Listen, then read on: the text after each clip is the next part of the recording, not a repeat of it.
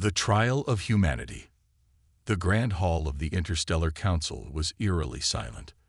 The walls, made of glowing crystals, hummed softly, reflecting the tension in the air.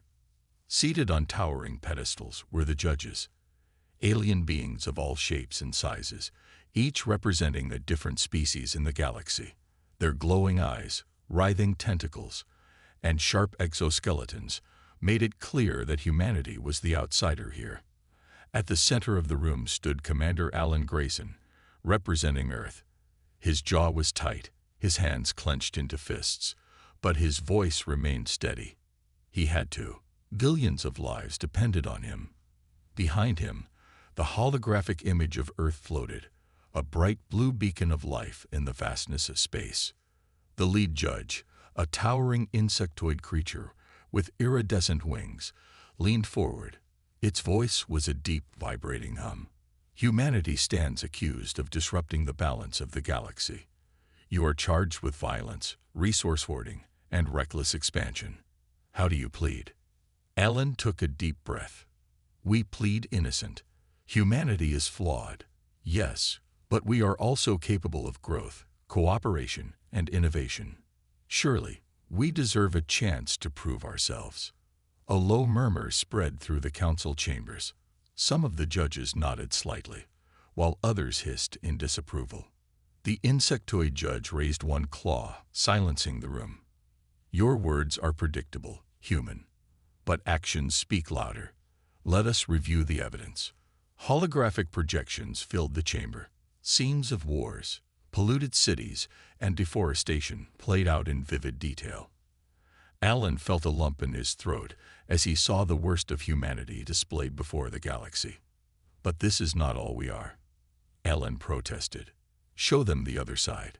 Show them our art, our kindness, our sacrifices for one another. The judges exchanged glances. A reptilian judge with glowing yellow eyes hissed, "Enough. The evidence is clear. Humanity's potential for destruction outweighs its contributions." Alan's heart sank. Please, if you exile us, you're condemning billions to death. The insectoid judge's wings fluttered, creating a haunting metallic sound. We are not monsters, Commander Grayson. We offer you a chance, not on Earth, but on a world where your species may prove its worth. A death world. A gasp rippled through the chamber. Alan froze. Everyone in the galaxy knew what a death world was. A planet so hostile, so uninhabitable, that even the most advanced species avoided them. This is insanity. Alan shouted. You're sending us to die. The insectoid judge's mandibles clicked together. Or to survive. If humanity can endure the death world, perhaps you will prove your strength and adaptability. If not, then your destruction is simply the natural order. Alan's fists trembled, but he knew there was no use arguing. The council had already made its decision. And if we survive, will you welcome us back? The insectoid's glowing eyes dimmed slightly. That remains to be seen. The final verdict was announced. Humanity would be exiled to a death world known as Zorath 7, a planet of constant storms, deadly predators, and toxic air. The Council's ships would transport the population in phases, ensuring no human remained on Earth. As Alan was escorted out of the chamber, he felt the weight of the entire species on his shoulders. How would humanity survive? Could they even adapt to such a nightmare of a planet? He looked back one last time at the glowing image of Earth. We'll prove them wrong, he muttered under his breath. We'll survive, no matter what it takes. Outside the chamber, the alien crowd jeered as Alan was marched to the Council's transport ships. He ignored them, his mind racing with possibilities. He had to warn the people. He had to prepare them for the fight of their lives. As the Council ships rose into the dark void of space, the words of the insectoid judge echoed in Alan's mind. Your survival will determine your worth. And so began humanity's greatest trial. Arrival on the death world. The drop pods screamed through the atmosphere of Zorath 7, their metal hulls glowing red-hot as they tore through the planet's thick, storm-filled skies. Commander Alan Grayson braced himself, gripping the restraints inside his pod. The entire structure rattled violently, and the sound of roaring winds filled his ears. He couldn't help but wonder if they'd even make it to the surface alive. Through the small viewport, Alan caught a glimpse of the planet below. It looked like a nightmare brought to life. Dark clouds swirled endlessly, flashing with violent lightning. Jagged mountains pierced the horizon, and rivers of molten rock flowed like veins across the land. "Commander, systems are unstable," came a voice from the comm unit. It was Lieutenant Parker, one of the engineers. "We've lost contact with 3 other pods." Alan's stomach sank. "Stay focused, Parker. We're not done yet. Make sure everyone holds on tight." Impact in 30 seconds. The pod hit the ground like a meteor, throwing Alan against his restraints. Dust, rocks, and debris exploded in all directions. For a moment, everything was silent except for the sound of his own breathing. Then the emergency lights flickered on, casting the cramped interior in a dim red glow. Alan unbuckled his harness and forced the hatch open. A blast of hot, toxic air hit him, making him choke and stumble back. The air on Zorath 7 was barely breathable, thick with chemicals that stung his lungs. He pulled a breathing mask from his gear and quickly secured it over his face. Climbing out of the pod, Alan took his first proper look at the Deathworld. The landscape was barren and twisted. Towering black trees with razor-sharp leaves dotted the horizon, and pools of bubbling acid shimmered ominously in the faint light. In the distance, he could see other pods scattered across the rocky terrain, some smoking from crash landings. The comm unit on his wrist crackled to life. "Commander, this is Dr. Sienna Hayes. I've got survivors here, but we've lost 2 pods on impact. I'm counting only 27 people in my group." Alan's jaw tightened. There were supposed to be 40 people in this wave of transports. The losses had already begun. "Understood, Doctor. Start setting up a perimeter. We need to regroup and assess our supplies." As he moved across the jagged ground, Alan couldn't shake the feeling that they were being washed. The planet seemed alive, its every shadow shifting, its every sound amplified. The ground beneath his boots was warm, almost pulsing, as if the planet itself was hostile to their presence. Suddenly, a blood-curdling scream tore through the comms. Alan froze. "What's happening?" He barked into his wrist unit. It's one of the creatures," someone shouted, their voice trembling with fear. It came out of nowhere. "Took Jenkins." Alan broke into a sprint, heading toward the coordinates of the nearest group. His heart pounded as he climbed over jagged rocks and dodged pools of bubbling acid. When he arrived, he saw the group huddled together, their faces pale. "What happened?" he demanded. A young soldier pointed to a trail of blood leading into the shadows. It was massive, like a beast made of bone and claws. It grabbed Jenkins and disappeared into the trees before we could react. Alan scanned the area, his breathing heavy. The jungle ahead seemed to shift and sway, as if alive. He didn't doubt for a second that the Deathworld had its own predators, and they were already hunting. "We stick together," Alan said firmly. "No one goes off alone. If you see anything move, you call it out. We're setting up a base here, and we're doing it now. Move." The group sprang into action, unloading what supplies they could salvage from the pods. They set up crude shelters, securing them with whatever materials were available. The air was filled with the sound of hammers and drills, but beneath it all was an unshakable tension. Everyone kept glancing over their shoulders, expecting something to lunge out of the shadows at any moment. As the first night fell, the wind picked up, carrying with it an eerie howling sound. Alan sat by the fire, his rifle in hand, his eyes scanning the darkness. He knew they were being watched. He could feel it. "Commander," Dr. Hayes said softly, sitting beside him. "This planet, it's not just dangerous. It's alive. Everything here is designed to kill. The air, the plants, the animals. Even the ground feels hostile. Alan didn't respond immediately. He stared into the fire, his mind racing. Then we adapt, he said finally. We're humans. We've survived worse. But even as he said the words, a nagging doubt gnawed at the back of his mind. This was no ordinary challenge.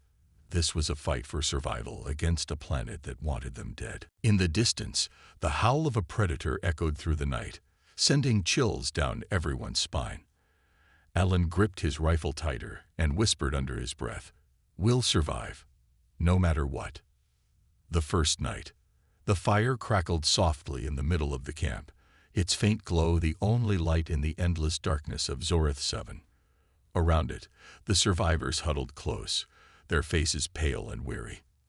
The crude shelters they had built offered little protection, and the sounds of the Deathworld filled the air. Low growls, distant howls, and the unsettling rustling of leaves.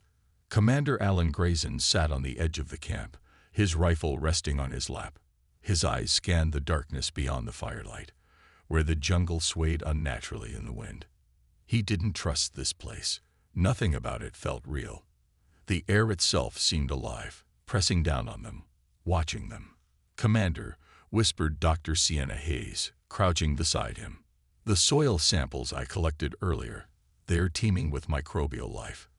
It's as if the ground itself is hostile. If someone gets a wound here, even a small one." Alan nodded grimly. "Infection will be the least of our worries if we can't make it through the night." Suddenly, a sharp crack echoed through the jungle. Every head in the camp snapped toward the sound. The firelight flickered as if reacting to the noise. What was that? A young soldier, Private Harris, asked, his voice shaking. Alan raised a hand for silence, his eyes narrowing. "Stay quiet. Stay alert." The seconds stretched into minutes. The only sound was the howling wind and the rapid breathing of the survivors. Then something moved. A shadow, too large and too fast to be human, darted between the trees at the edge of the camp. "Did you see that?" Harris whispered, gripping his weapon tightly. Alan didn't answer. He had seen it too, something sleek, almost skeletal, with glowing red eyes that pierced the darkness. It was watching them, circling. A blood-curdling scream shattered the silence. Everyone turned to see one of the sentries, Corporal Lewis, being dragged into the jungle by a massive creature. It was unlike anything they had ever seen, its body a horrifying combination of bone and sinew, with razor-sharp claws that glinted in the firelight. "Open fire," Alan shouted, raising his rifle. The camp erupted into chaos. Bullets tore through the air as the survivors fired blindly into the jungle. The creature released Lewis, who collapsed to the ground, bleeding heavily. It let out a deafening roar, its glowing eyes locking onto Alan before disappearing into the shadows. "Hold your positions," Alan barked, rushing to Lewis's side. Dr. Hayes was already there, pressing down on the gaping wound in his leg. "He's alive, but barely," she said, her hands slick with blood. "We need a safer place. This camp won't hold." Alan looked around at the terrified faces of his people. The shelters were flimsy, barely more than metal scraps and tarps, and the firelight only seemed to attract the predators. "We need to move at first light," he said. "We'll find higher ground, somewhere defensible."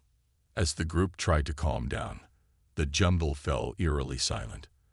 The rustling of leaves, the distant howls, all of it stopped. It was as if the planet itself was holding its breath. Alan didn't like it. "Keep your weapons ready," he said quietly. "This isn't over." Hours crawled by. The survivors took turns keeping watch, their eyes darting nervously at every flicker of movement. Alan stayed awake, his instincts screaming that they weren't safe. Then it happened. The fire sputtered out, as if smothered by an unseen force. Darkness swallowed the camp, and with it came the sound, a low guttural growl that seemed to come from everywhere at once. "Commander," Harris shouted, his voice rising in panic. Alan spun around, his rifle aimed into the darkness. The growl grew louder, closer. Then, from the shadows, the creature emerged. It was even larger than before, its bony frame gleaming in the faint moonlight. Its claws scraped the ground as it advanced, and its glowing red eyes locked onto the group. "Hold the line," Alan yelled. "Don't let it break through." The survivors opened fire, the flashes of their weapons lighting up the night. The creature shrieked in pain but didn't stop. It moved with terrifying speed, slashing at anything in its path. Alan aimed for its head and fired. The bullet hit its mark, and the creature let out a final, ear-splitting roar before collapsing in a heap. For a moment, there was silence. Then, as if on cue, dozens of smaller creatures emerged from the jungle, their glowing eyes surrounding the camp. Alan's heart sank. They had only defeated one. "Fall back," he shouted. "Get to the pods. Now." The survivors scrambled, grabbing what supplies they could as the creatures closed in. Alan stayed at the rear, firing at anything that moved. By the time they reached the pods, the creatures had vanished, retreating into the jungle. But Alan knew they would return. "We need to get out of here," Dr. Hayes said, her voice trembling. "This place isn't just dangerous, it's hunting us." Alan nodded, his jaw tight. "We'll find a safer spot. But this planet, it's not going to make it easy." As the first rays of light broke through the clouds, Alan looked back at the jungle. It was still, almost peaceful, but he knew better. This was only the beginning. A message from the dead. The survivors had moved by dawn, abandoning the blood-soaked camp for higher ground. Their new location was a jagged plateau overlooking the endless jungle. It wasn't much safer, but at least the height gave them an advantage. They could see anything approaching. Commander Alan Grayson stood at the edge of the plateau, scanning the horizon. The jungle below looked deceptively calm, but he knew the creatures were still out there, waiting. "Commander," Dr. Sienna Hayes called out, her voice tight with urgency. "You need to see this." Alan turned and followed her to the far side of the plateau. A group of survivors stood huddled around a strange structure, partially buried in the rocky ground. It was alien, its smooth black surface etched with glowing symbols that pulsed faintly, as if alive. "What is it?" Alan asked, his brow furrowing. Dr. Hayes knelt beside the structure, running her fingers over the symbols. "It's a marker of some kind, definitely not natural. This planet, it was used by someone before us." The survivors exchanged uneasy glances, the idea that another species had been here, possibly exiled just like them, sent a chill through the group. "Can you read it?" Alan asked. "I'm trying," Hayes replied. "The symbols are similar to a few known galactic languages. Give me a minute." As she worked, the others spread out, searching for anything useful. Private Harris stumbled across what looked like a pile of rocks, but quickly realized it wasn't natural. Beneath the dirt, he uncovered the skeletal remains of an alien creature. "Commander," he shouted, stepping back in horror. Alan rushed over and crouched beside the remains. The skeleton was unlike anything he'd ever seen. Its elongated skull and twisted limbs suggested it wasn't built for survival on a planet like this. "Another exile," Dr. Hayes said softly as she joined him. "Whoever they were, they didn't make it." Before Alan could respond, the marker began to hum. The glowing symbols grew brighter, casting eerie shadows across the plateau. Hayes jumped back, startled. "What's happening?" Alan demanded. "I don't know," Hayes replied, her eyes wide. "I didn't touch anything." The hum grew louder, and suddenly, a beam of light shot out from the marker, forming a holographic projection. The survivors froze, staring at the image of an alien figure, a tall insectoid creature with large, multifaceted eyes and a voice that echoed like a ghost. "To those who find this message," the projection began, "know that you have been sent here as punishment, as we were before you. This world is not natural. It is a prison, a living experiment designed to break you." Alan's heart sank as the message continued. You will find no mercy here. The creatures, the storms, even the ground itself, everything is a weapon created to destroy you. We try to escape. We try to survive. But the planet adapts. It learns. It will not let you win. The projection flickered, and for a moment, the alien figure looked directly at Alan, as if addressing him personally. If you are to survive, you must uncover the truth. There is a way off this planet, but it is hidden. Beware the hunters, and trust no one, not even the planet itself. A hologram faded, leaving the survivors in stunned silence. What does that mean? Harris asked, his voice shaking. A way off this planet. What truth? Alan straightened, his expression hard. It means this planet is more than just a death world. It's a trap, and if we're going to survive, we need to figure out who's behind it. Dr. Hayes looked back at the marker, her mind racing. The ruins might have answers. If this marker is still active, there could be more of them, maybe even a map. Alan nodded. Then we find them. Whatever's out there, we'll face it. But if there's even a chance we can escape, we're taking it. Before anyone could respond, a distant roar echoed through the jungle. The survivors tensed, their eyes darting to the tree line below. They're coming back, Harris whispered. Alan grabbed his rifle and turned to the group. Gear up. Defend the perimeter. We hold this ground until we're ready to move. As the survivors scrambled to prepare, Alan glanced back at the marker. The alien's final words echoed in his mind. Trust no one, not even the planet itself. The realization chilled him. Zorath 7 wasn't just alive. It was watching, waiting for them to make a mistake. And it wouldn't stop until they were all gone. The planet fights back. The survivors barely had time to reinforce their defenses before the jungle came alive. It began with the ground trembling beneath their feet, a low rumble that sent ripples through the loose rocks on the plateau. Commander Alan Grayson stood at the edge of the camp, gripping his rifle tightly. He had heard the distant roar of the predators earlier, but this was something different. This wasn't just a single creature. It felt like the entire planet was waking up. Commander, the seismic readings are spiking. Dr. Sienna Hayes shouted, clutching a small handheld scanner. This isn't natural. Alan didn't need a scanner to tell him that. The wind had picked up, howling like a warning, and the once distant sounds of the jungle predators were now dangerously close. Shadows moved between the trees below, too many to count. They're coming, Private Harris said, his voice barely above a whisper. Everyone to your positions. Alan barked. We hold this ground, or we're finished. The survivors scrambled to fortify the camp, dragging makeshift barriers into place and loading their weapons.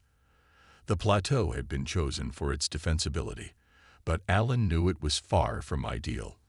They were exposed, and whatever was coming wasn't going to be deterred by a few walls of scrap metal. The first attack came swiftly and without warning. A massive creature, larger than anything they had seen before, burst from the tree line. Its body was covered in jagged armored plates, and its 4 glowing eyes scanned the camp like a predator assessing its prey. Fire! Alan shouted. The air erupted with gunfire as the survivors opened fire on the beast. Bullets ricocheted off its armor, but a few found their mark in the softer tissue near its joints. The creature let out an ear-piercing screech and lunged forward, its massive claws tearing through one of the barriers like it was paper. Focus on the joints, Dr. Hayes shouted, her voice rising above the chaos. That's its weak spot. Alan took aim and fired, his shots hitting the creature's exposed leg. It stumbled, giving the survivors a momentary advantage. But before they could regroup, more creatures emerged from the jungle, smaller but no less deadly. They're flanking us, Harris yelled, firing at a pack of sleek, wolf-like beasts that darted toward the camp with terrifying speed. Alan turned to the others. Hold the line. Don't let them inside. The battle was brutal. The predators came in waves, testing the survivors' defenses. Each time they pushed the creatures back, Another wave would follow, stronger and more determined. The ground beneath them seemed to shift and pulse, making it harder to aim, harder to stand. It was as if the planet itself was working against them. Amid the chaos, Alan spotted something strange. One of the creatures, a smaller insect-like predator, wasn't attacking. It perched on a nearby rock, its glowing eyes fixed on the survivors. It didn't move, didn't make a sound. It just watched. Why isn't it attacking? Alan muttered under his breath. As he watched, the creature tilted its head, almost as if it were studying them. Then, without warning, it let out a shrill, high-pitched noise. The sound was piercing, cutting through the gunfire, and shouting like a blade. "What the hell is that?" Harris shouted, covering his ears. The predators paused, their movements becoming more coordinated, more deliberate. They weren't just attacking, they were planning. "They're learning," Dr. Hayes said, her face pale. "That signal, it's communicating with them." Alan's stomach tightened. The creatures weren't just mindless beasts. They were part of the planet's design, and now they were adapting. "We need to fall back," Hayes shouted. "This plateau isn't safe anymore." Alan hesitated. Retreating meant leaving behind their supplies, their hard-fought ground. But staying meant certain death. "Everyone, grab what you can and move out," he ordered. "We're heading for the ruins." The survivors broke into a desperate retreat, gathering what little they could carry as the creatures pressed their advantage. Alan and a handful of others stayed behind, providing cover fire as the group scrambled down the rocky slope. The path to the ruins was treacherous, winding through jagged cliffs and unstable terrain. The predators followed, their glowing eyes visible in the shadows, but they didn't attack immediately. They were waiting, stalking, letting the survivors exhaust themselves. By the time the group reached the ruins, they were battered and bleeding. The ancient structures loomed ahead, their dark shapes silhouetted against the stormy sky. The survivors stumbled inside, using the narrow entrances as choke points to hold off the pursuing creatures. Alan collapsed against a wall, his chest heaving. The ruins were cold and silent, but for the first time in hours, they felt relatively safe. "What now?" Harris asked, his voice shaking. Alan looked around, his eyes scanning the alien carvings that covered the walls. He didn't have an answer, but one thing was clear: the planet wasn't going to stop. "We find whatever the aliens left behind," he said finally. "If there's a way off this rock, it's here. And if the planet wants a fight." He loaded his rifle and stared into the darkness. "Then we give it one." The ruins reveal their secrets. The survivors entered the alien ruins, their footsteps echoing through the dark, hollow corridors. The air inside was stale, heavy with the scent of decay and something metallic. Commander Alan Grayson led the way, his rifle raised. Every muscle in his body tensed for an attack. The walls were covered in intricate carvings, glowing faintly with the same symbols they had seen on the marker. Dr. Sienna Hayes walked close behind him, her eyes darting across the patterns as she tried to decipher their meaning. "This place feels alive," Private Harris muttered, gripping his weapon tightly. The shadows seemed to shift and flicker, and the faint hum of alien machinery reverberated through the stone. "It probably is," Hayes replied, her voice low. "If the marker was active, there's no telling what kind of technology is buried here." The group moved deeper into the ruins, their flashlights casting long beams of light that barely penetrated the darkness. The corridors twisted and turned like a labyrinth, but Alan kept them moving, marking their path with scratches on the walls. "Stay close," he ordered. "If we get separated, we might not find our way out." They reached a massive chamber, its ceiling stretching high above them. In the center stood a towering obelisk, its surface etched with glowing lines that pulsed like a heartbeat. Surrounding it were rows of what looked like pods, each one cracked open and empty. "What is this?" Harris asked, stepping closer to the nearest pod. He peered inside and recoiled. "Commander, These aren't empty. They're skeletons. Alan joined him, shining his flashlight into the pod. The remains inside were humanoid but grotesquely deformed, elongated limbs, fused bones, and skulls warped into unnatural shapes. Experiments, Dr. Hayes whispered, her voice trembling. This wasn't just a prison. They were testing something here, changing the inhabitants. Changing them into what? Alan asked, his jaw tightening. Hayes shook her head. I don't know, but it explains the creatures outside. They weren't natural. They were engineered. The realization sent a ripple of fear through the group. This wasn't just a death world. It was a laboratory, and they were the latest subjects. A sudden noise echoed through the chamber, a deep, grinding sound like stone shifting against stone. The group froze, their weapons raised. The obelisk's glow grew brighter, and the symbols on its surface began to move, rearranging themselves into a new pattern. What's it doing? Harris asked, backing away. Dr. Hayes stepped forward, her hand trembling as she touched the obelisk. The glow intensified, and a holographic interface appeared before her, filled with alien text. It's some kind of control panel, she said, her voice filled with awe and dread.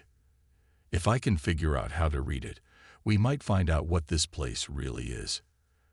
Alan glanced around the room, his instincts screaming that they were running out of time. Make it quick. We're exposed here. As Hayes worked, the grinding sound grew louder. The floor began to vibrate, and from the shadows, a new threat emerged. It was one of the predators, but this one was different. Larger, more heavily armored, its body seemed to shimmer as if it were cloaked in a thin layer of energy. Its glowing red eyes locked onto the group, and it let out a low, guttural growl. Contact, Alan shouted, raising his rifle. The creature charged, moving with terrifying speed. The survivors opened fire, but the bullets bounced off its shimmering armor. It plowed through their defenses, swiping at Harris and sending him crashing into the wall. Fall back, Alan yelled, firing at the creature's exposed joints. Aim for the gaps in its armor.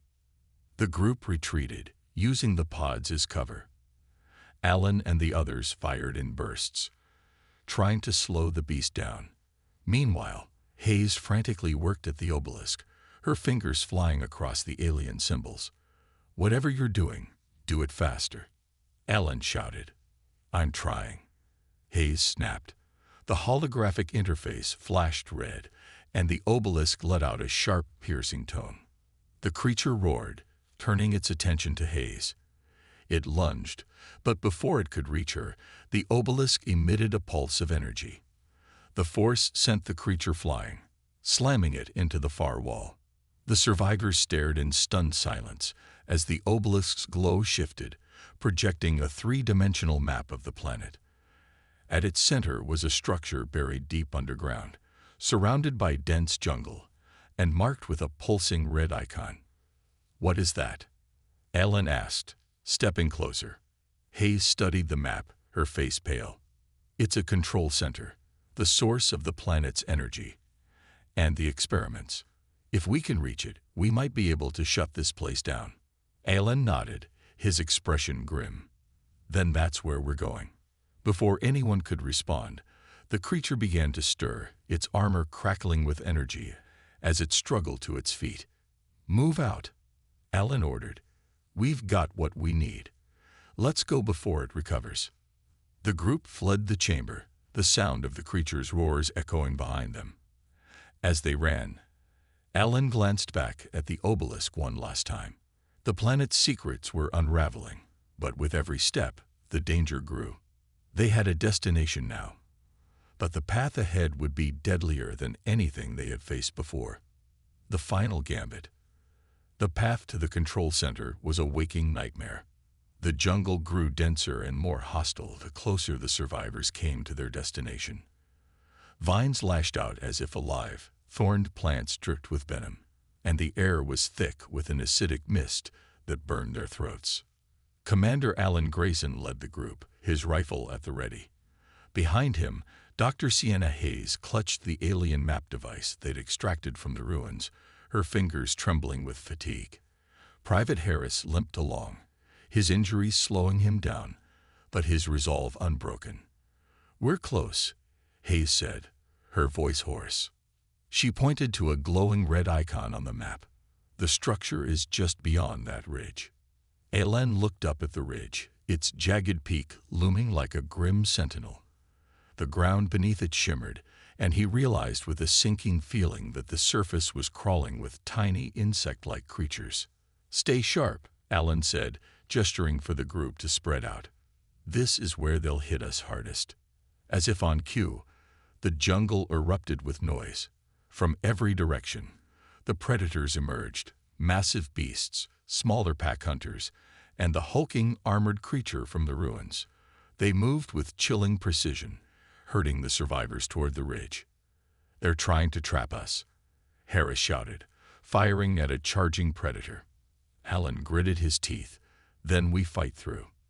The survivors unleashed a desperate barrage of fire, their weapons cutting down the smaller creatures, but the larger ones pushed forward relentlessly.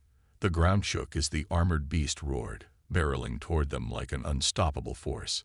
Hayes ducked behind a rock, frantically working to decode the map. "I need a few more seconds," she cried.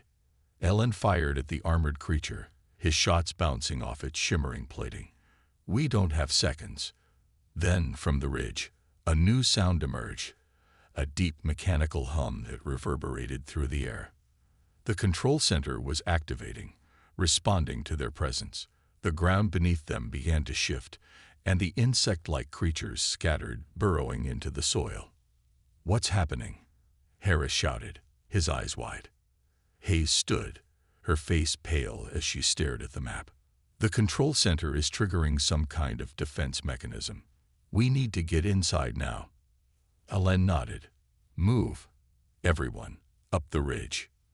The group broke into a sprint, dodging the predators and weaving through the chaos. Alan stayed at the rear, firing at anything that got too close. The armored beast roared again, its eyes locking onto him. "Commander, look out," Hayes shouted. Alan turned just in time to see the creature leap toward him. He dove to the side, rolling across the ground as its massive claws tore through the air where he had just been. He scrambled to his feet, firing into its exposed joint. The creature staggered, giving him the opening he needed to retreat. The survivors reached the top of the ridge and found themselves staring at a massive alien structure. Its surface glowed with intricate patterns, and a large entrance stood open, as if inviting them inside. "Go," Alan shouted, covering the group as they rushed into the structure. The predators hesitated at the entrance, growling and pacing, but they didn't follow. Inside, the air was cold and still. The walls were lined with alien machinery, humming softly with power. At the center of the chamber stood a massive console, its surface covered in glowing symbols. "This is it," Hayes said, stepping forward. "The control center." Alan joined her, his eyes scanning the console. "Can you shut it down?" Hayes hesitated. I think so. But it's not just the planet's defenses. This console controls everything. The predators, the environment, even the experiments. If I shut it down, the entire planet could destabilize." Alan's jaw tightened. "What happens if we don't shut it down?" Hayes looked at him, her expression grim. "Then the planet continues its cycle. It'll keep evolving, keep creating, and eventually, it'll kill us all. And anyone else they send here." Alan nodded. "Then do it." Hayes began working, her hands flying across the console. The symbols shifted and glowed, and the hum of the machinery grew louder. Outside, the ground shook violently. The predators howled, their cries echoing through the jungle. "Whatever you're doing, it's working," Harris shouted, bracing himself against the wall. Hayes didn't respond, her focus entirely on the console. Finally, with one last command, the symbols flashed red, and the entire structure shuddered. "It's done," she said, stepping back. The hum of the machinery stopped, replaced by a deafening silence. Outside, the predators retreated, their movements disoriented and sluggish. The jungle seemed to relax, the oppressive atmosphere lifting. Alan let out a breath he didn't realize he'd been holding. Is it over? Hayes shook her head. Not yet. The planet's collapsing. We have minutes to get off this rock. The survivors bolted out of the structure, racing down the ridge as the ground split and heaved beneath their feet. In the distance, they saw the faint outline of a ship, the alien vessel they had seen in the ruins, now activated and waiting. Ellen pushed the group forward, firing at the few predators that still lingered. They reached the ship just as the ground gave way, climbing aboard and sealing the hatch behind them. Inside, the controls lit up, and Hayes quickly interfaced with the system.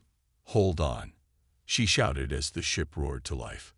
The vessel lifted off, the survivors watching from the windows as the planet collapsed in on itself. The once hostile world was now a swirling mass of destruction, its secrets buried forever. As the ship entered the calm of space, Alan leaned back in his seat, his exhaustion finally catching up with him. "We made it," Harris said, his voice filled with disbelief. "For now," Alan replied, his gaze fixed on the stars ahead. He knew their fight wasn't over. The galaxy still held dangers, and those who had sent them here would be waiting.